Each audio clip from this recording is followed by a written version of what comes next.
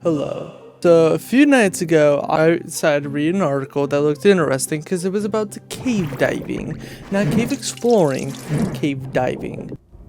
Because, you know, what's more fucking fun than not only scuba diving, but in a cave. It's a very small fucking cave. You like that? You want to do that? That was my reaction. Yeah, so that sounded like actual hell, and I forgot about it. I went to bed, and then I had a dream. I couldn't see it, but I knew I was like hundreds of meters, if not miles, under the water inside of a cave. And I was like kind of like in this tight little tunnel, and it was just enough to like move forward. And I just knew something was behind me. Like the tunnel was like this, and I knew something was below my feet. It's like I could feel it. It wasn't attacking me, but I knew it was there. I just remember I just kept going fucking faster and faster, like I was a mole digging through the fucking dirt, just trying to do everything to get out. And then I woke up, and let me tell you, I have never woke up in such sweat and terror in my life. And that is when I realized my biggest fucking fear in life now is cave diving. Not just cave exploring, not just the ocean.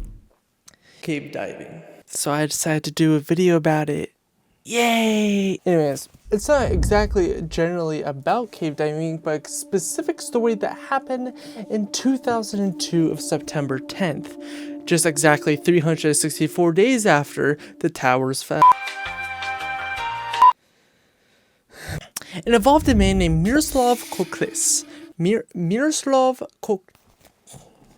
Google Translate saved me. Miroslav Kukliš.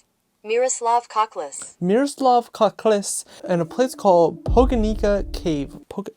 Poganica. My fucking Poganica. American language is making me look bad. At 9:15 on September 10th, MK, or Miroslav Kukliš, entered the water equipped with 15-liter air cylinder pressurized to 200 bars, so about 60 minutes of air supply, a dive computer, and a standard scuba gear. A dive computer? What the fuck is a dive computer? It's a watch. It's a fucking watch. That's a $400 watch. That's a $2,000 fucking watch. The cave's entrance laid about 9 meters below the surface of the water. And the cave entrance itself is about 2 meters wide, so about 6 feet wide. And about 15 meters in, so about 45 feet into the cave, it splits off into two areas. There's a shallow gallery, and then there's the deep gallery, which goes for over, I think, around like 57 meters down.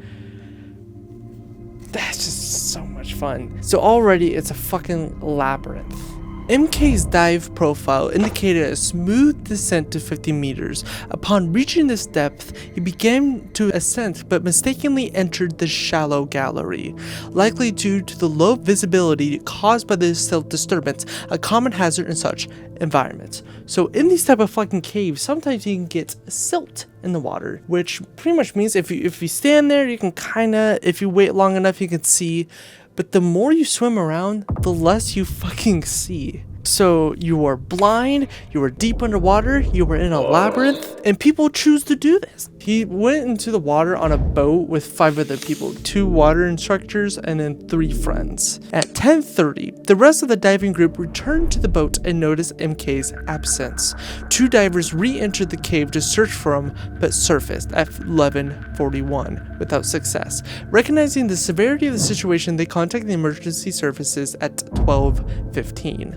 So 10:30, they come back up about an hour. So pretty much around the time that his air would deplete. They went back down for probably another hour, a little more I think, and then they came back up at 11:41 and didn't call the cops until 12:15. So for about 30 fucking minutes, they were just sitting there, contemplating. I mean, Jerry, he's probably fine. I mean, Miroslav, he's a good lad. You think he's good? Oh yeah. Sure, why wouldn't he be?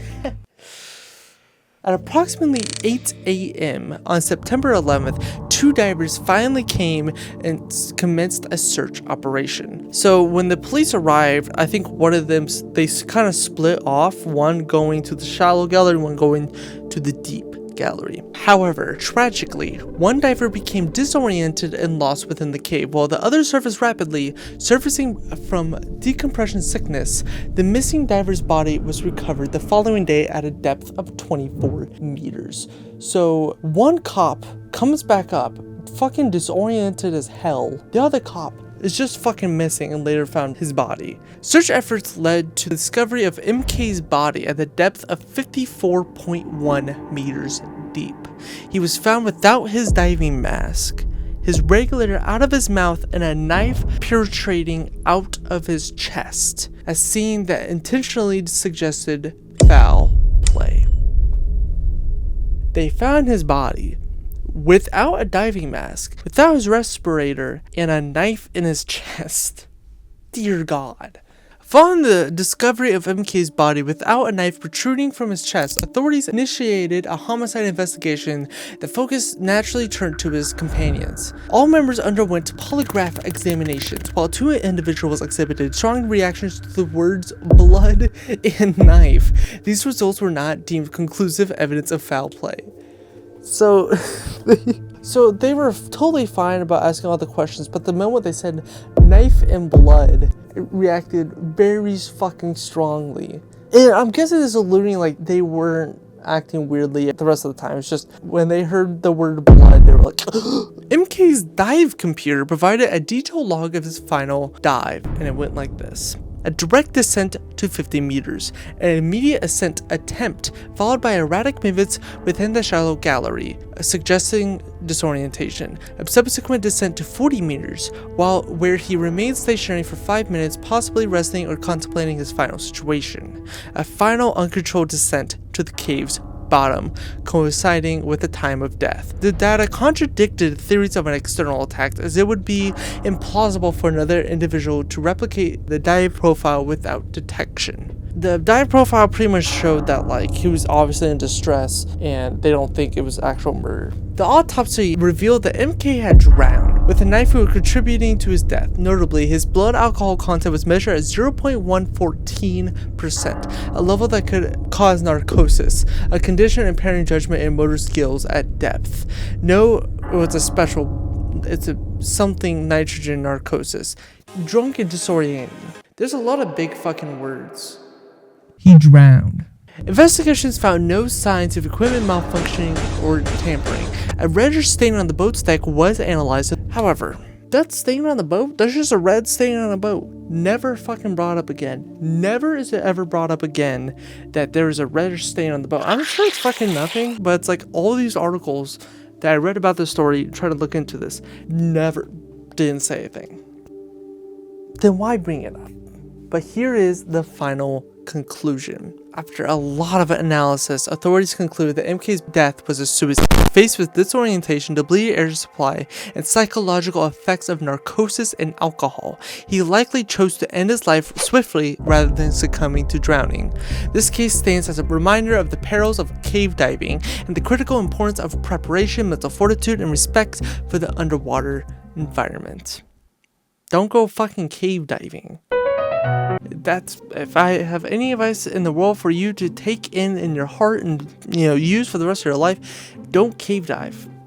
Just don't attempt it. I'm sure that the thrill of it is not worth it. Just go cave exploring. I'm pretty sure you'll have the same thrill. I still don't recommend it, but maybe you'll have a better time. Most of the sites I looked into about cave diving stories, this is seemingly to be one of the top stories out there, and it was just really interesting. I kind of wanted to talk about it. It kind of something new for the channel, and also I haven't posted in a minute. It's been since March, I think, since I've actually uploaded, and even then, like the last 8 videos I've posted were all made like back in December, because I already pre-edited and made them for my upcoming semester of college, and that has turned into a chaotic nightmare which completely took over my life there for a bit. However, I'm back. Anyways, don't go fucking cave diving. I think I should point out though, the guy was fucking drunk, and 5 of his fucking friends saw this man drunk and was like, he can swim. Right, Jerry? Like, he saw that hole. He saw that fucking entrance. He's like, I'm either going in that hole, or that hole's going in me. It's me in the hole in me. Two peas in the pod, like yin and yang.